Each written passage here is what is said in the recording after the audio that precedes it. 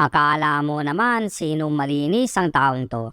David Suarez ang pangalan nito. Patong-patong pala ang kasong kinaharap niya.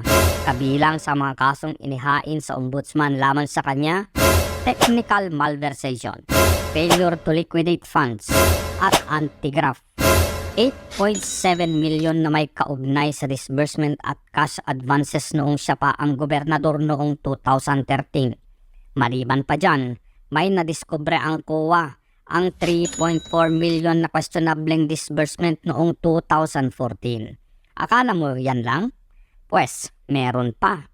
1.9 million pesos noong 2016, 34 million noong 2017, at 8.1 million noong 2018. For a total of 56.1 million ang questionableng pundong hinahanapan ng liquidation. Bakit hindi buksan ang libro ng congressman na ito? Alam mo na, sagot kabayan. Ngayon ko lang naiintindihan kung bakit ganun na lang ang init ng dugo nito sa SMNI.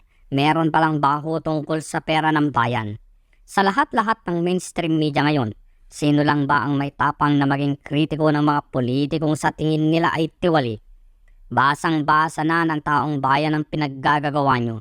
Simpleng request lang naman ang gusto ng mga tao.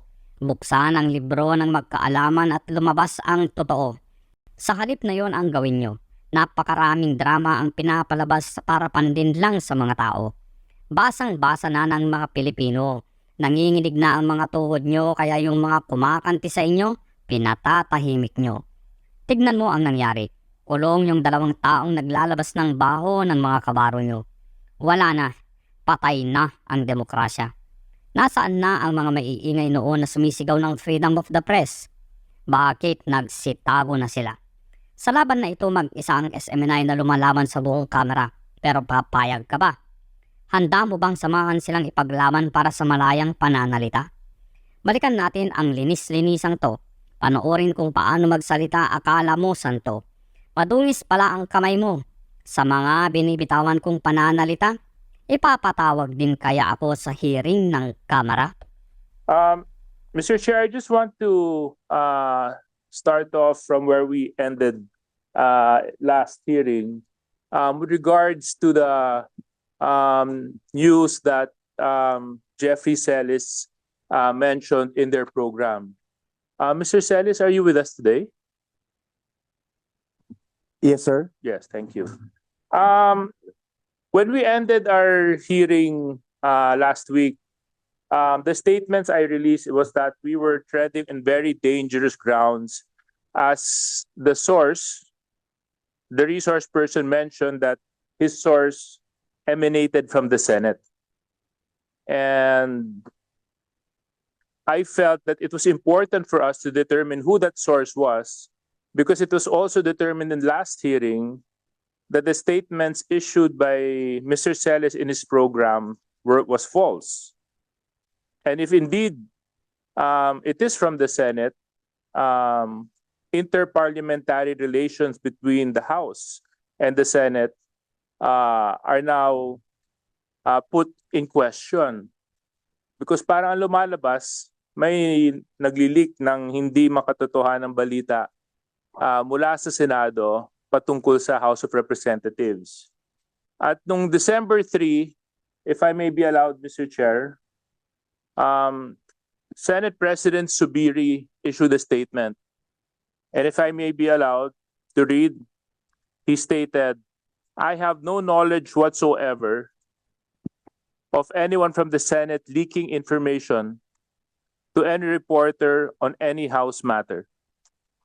Until the concerned resource speaker names a Senate employee, there is no reason to believe that these allegations are anything more than intrigues being sown to create controversy and fake news.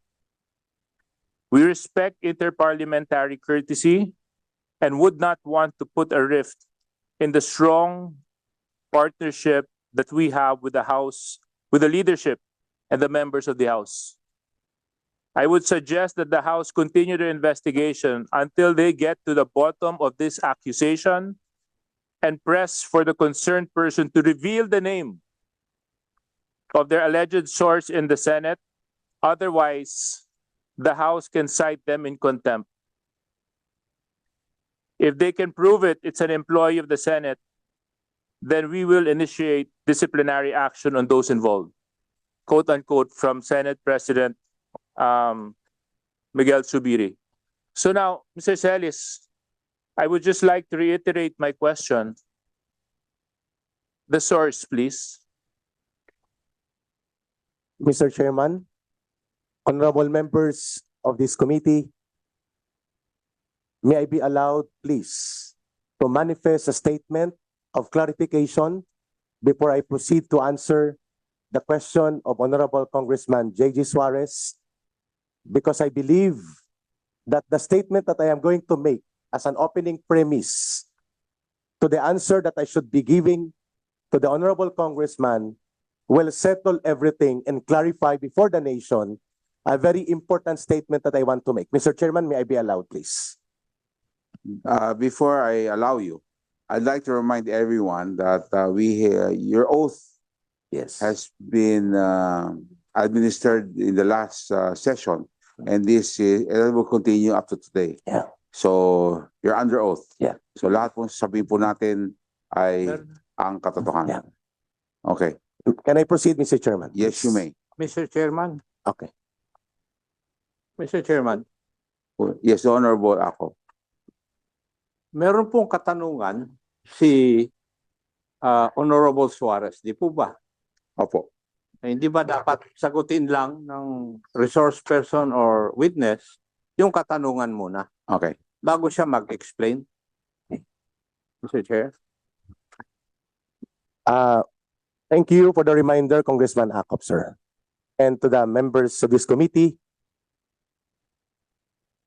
I feel, and it is my right to state before this committee and the August Chamber of Congress, that this committee is not above the law. No one in government is above the law. We are a government of laws. I am protected under the Soto law. I have the constitutional right. I requested per record that I may be given competent advice and assistance of a legal counsel, and such right is guaranteed by the Constitution. And such right is also stipulated clearly in Section 12 of the governing House rules pertaining to committee hearing and conduct of investigation. And even if I am not in a court trial, the right to seek out counsel advice and assistance from a counsel is a part of principle of due process, a principle guaranteed by the Constitution. And I believe before I'll answer any further question, may I manifest respectfully and humbly before this committee that all the statements, even after under oath, in the absence of competent legal advice and assistance previously, may be granted to be stricken off the record because I believe my constitutional rights were violated